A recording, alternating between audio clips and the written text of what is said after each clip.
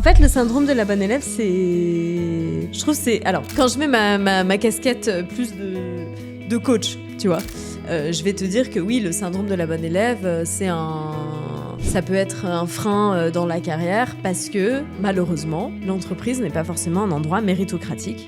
Il suffit pas de bien travailler, il faut aussi le faire savoir. Donc faire de l'autopromotion, mettre en avant ses résultats, parler de ce qu'on fait au-delà de, tu vois, son seul service, réseauter, donc ça demande de la confiance en soi, un peu d'ego, ce qui est du coup plus compliqué pour les femmes parce qu'elles ont été éduquées à attendre que les autres, voilà, définissent leurs valeurs. Bien sûr. Donc prendre la couronne toi-même, prendre la couronne toi-même et la mettre sur la tête en disant je suis génial, j'ai fait ça, regardez, le premier réflexe on va dire c'est hyper prétentieux, ça se fait pas du tout. Si je travaille bien, je serai naturellement récompensée. Donc voilà. Et en plus, à cette confiance en soi et qu'il faut avoir, il faut ajouter le temps. Il faut avoir le temps de faire son autopromotion, de rédiger des posts sur LinkedIn, d'aller parler avec telle ou telle personne, d'aller à l'afterwork. Et quand t'as cette charge domestique et parentale qui pèse sur tes épaules, tu l'as pas forcément.